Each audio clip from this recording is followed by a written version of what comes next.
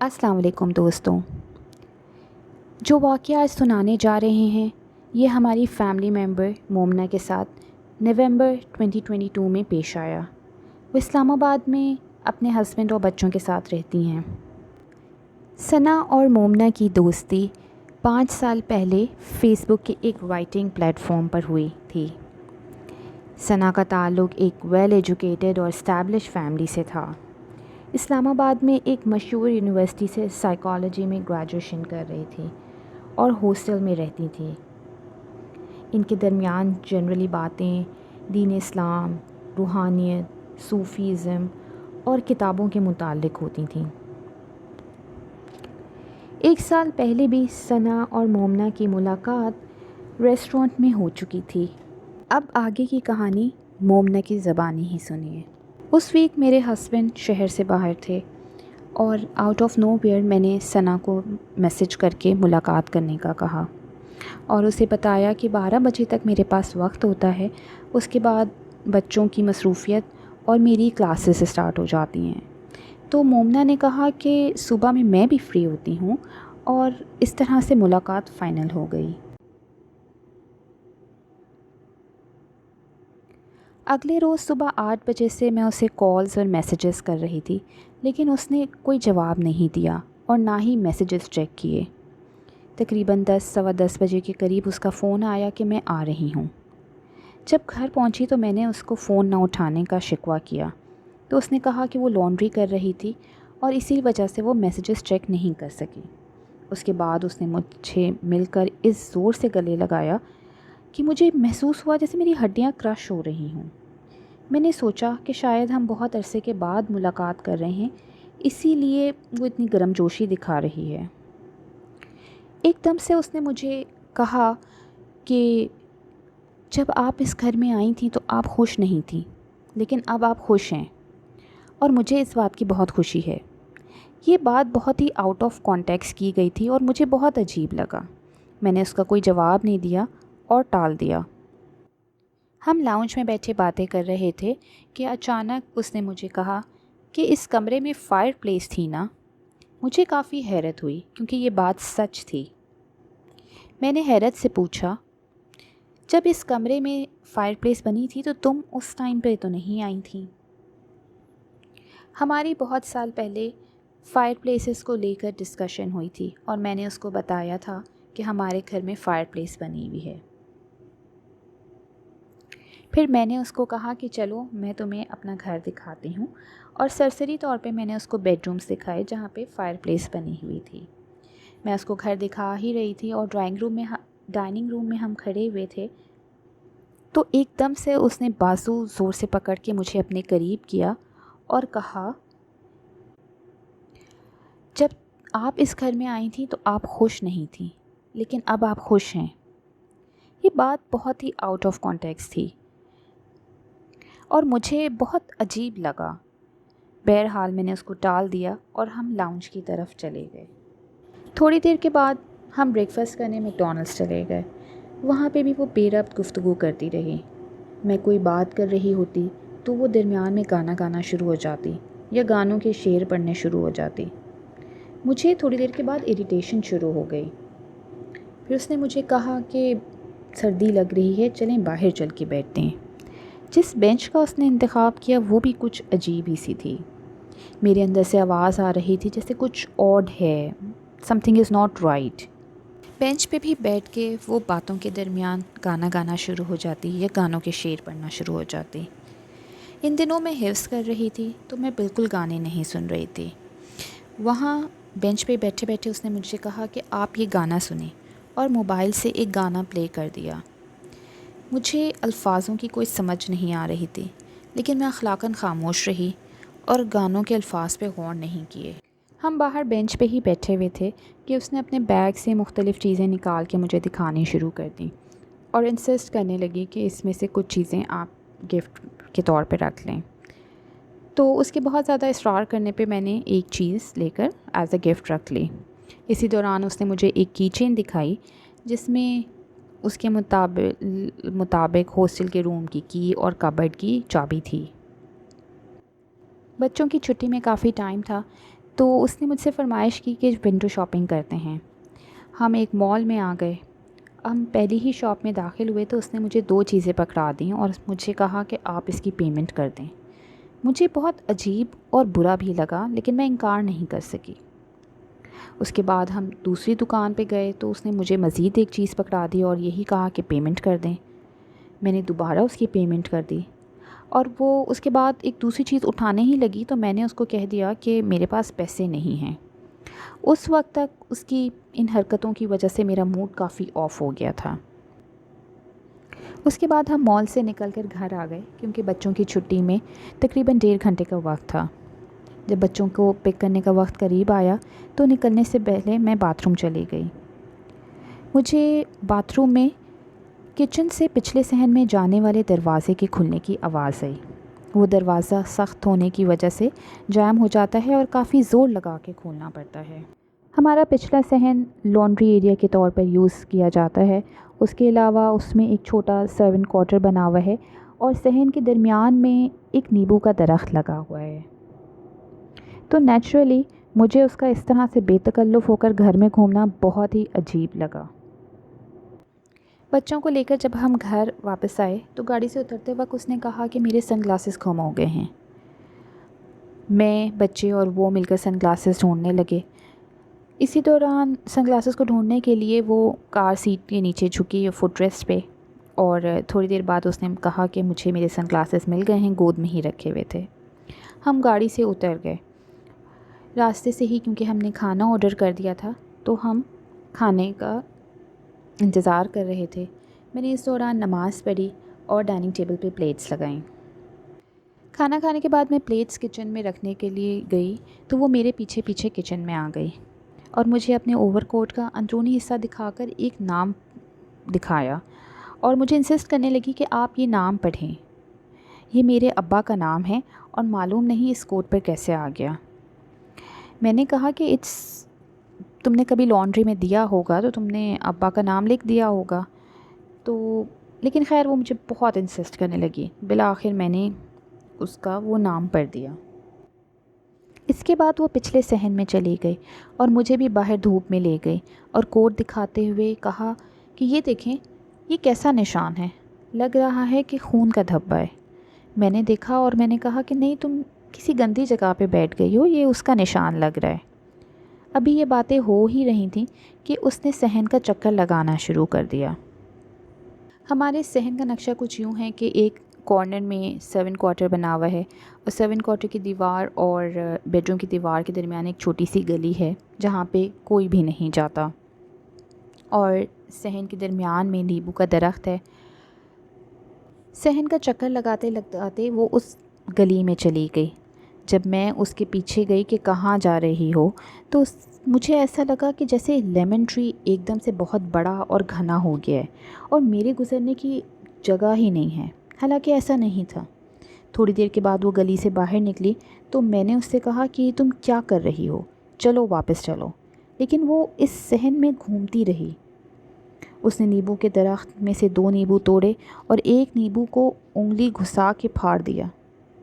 اس وقت تک مجھے بہت غصہ آنے لگا اور میں کچن کے دروازے کے پاس کھڑی ہو گئی اور اس سے سختی سے اندر آنے کے لیے بار بار کہتی رہی۔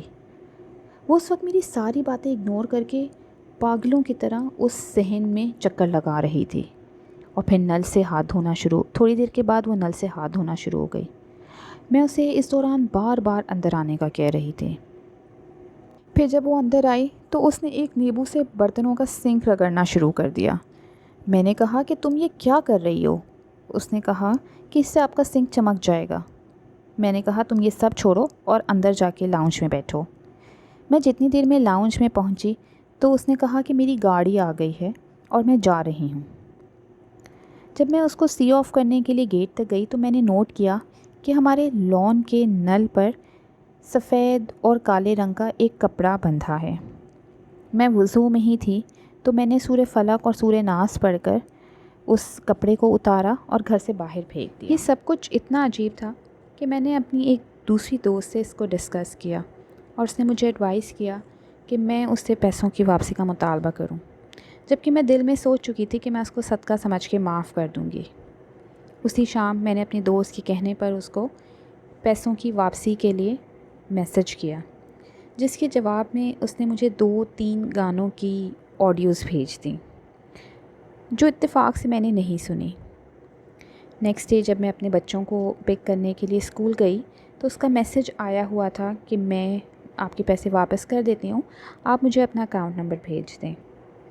اس وقت ہماری گاڑی پارکنگ سے گزر رہی تھی اور اچانک ہمارا بہت برا اور شدید ایکسیڈنٹ ہوا۔ جس گاڑی نے ہمیں ہٹ کیا، مجھے سمجھ ہی نہیں آئی کہ وہ گاڑی کہاں سے آئی تھی اور کس طرح سے ٹکرائی، کیونکہ میں بہت کیئرفل ڈرائیور ہوں اور بچوں کے ساتھ تو میں بہت ہی احتیاط سے گاڑی چلاتی ہوں، لیکن اللہ کا شکر ہوا کہ میں اور بچے اس ایکسیڈنٹ میں محفوظ رہے۔ 1-2 دن کے بعد اس نے وہ پیسے میرے اکاؤنٹ میں ٹرانسفر کر دیے، اور ریلیشن شپ کو نارملائز کرنے کے لیے میں نے سوچا کہ چلو میں اس کے گانے سن لیتی ہوں۔ اتفاق سے اس وقت میرے کانوں میں ہینڈز فری لگا ہوا تھا۔ جب وہ گانے میں نے پلے کیے تو گانوں کے ساتھ بیک گراؤنڈ میں کچھ سرگوشی ہو رہی تھی، جیسے کوئی مستقل پڑھا جا رہا ہو۔ وہ دونوں آڈیوز میں وسپرنگ کی اور سرگوشیوں کی ساؤنڈ تھی، تو میں نے اس گانے کو مکمل طور پہ سنے بغیر ہی فوراً بند کر دیا اور اعوذ باللہ من الشیطان الرجیم پڑھ کے سورہ فلق پڑھ لی۔ ویکنڈ پہ جب میرے ہسبینڈ گاڑی کو سروس کے لیے لے کر گئے تو انہیں وہاں سے وہ کی چین ملی جس میں کبرڈ اور ہاسٹل کی کیز تھیں۔ میں نے اس کو میسج کیا کہ تمہاری کیز یہاں رہ گئی ہیں تو بائیکیا کے ذریعے منگوا لو۔ ٹو بی ویری آنیسٹ میں اس سے ملنا نہیں چاہ رہی تھی، تو اس نے مجھے جواب میں کہا کون سی کیز اور آپ مجھے پکچر بھیجیں۔ مجھے یہ بات تھوڑی عجیب لگی کیونکہ ہاسٹل کے روم کی کیز اور کبرڈ کی کیز کا تو ایک ہی سیٹ آپ کے پاس ہوتا ہے، اور ایسا کیسے ہو سکتا ہے کہ وہ کیز رہ گئی ہیں اور اس کو اس کی ضرورت نہ پڑی ہو۔ بہرحال میں نے اس بات پہ اتنا دھیان نہیں دیا اور اس کی کیز اس کو پکچر بھیج دی اور کیز کو بیڈ کی سائڈ ڈرارز میں رکھ دیا۔ پھر میری اسی فرینڈ نے جس سے میں نے واقعہ ڈسکس کیا تھا، اس نے کہا کہ تمہیں اپنا پچھلا صحن چیک کرنا چاہیے، کیونکہ وہاں پہ وہ کافی عجیب حرکتیں کر رہی تھی۔ جب میں نے وہ پچھلا صحن چیک کیا تو مجھے گلی میں اور پانی کے پائپ پہ کچھ کپڑے پڑے ہوئے نظر آئے، اور مجھے اس بات پہ بڑی حیرت ہوئی کہ وہ نیبو کا درخت جو اس ٹائم پہ مجھے بہت بڑا لگ رہا تھا، اس کی شاخیں، اور مجھے لگ رہا تھا کہ میں اس میں سے گزر نہیں سکوں گی، وہ اپنی ہی جگہ پہ تھا اور دیوار اور درخت میں تقریباً 3-4 فٹ کا راستہ تھا، جس کی وجہ سے مجھے گلی میں وہ کپڑے نظر آئے۔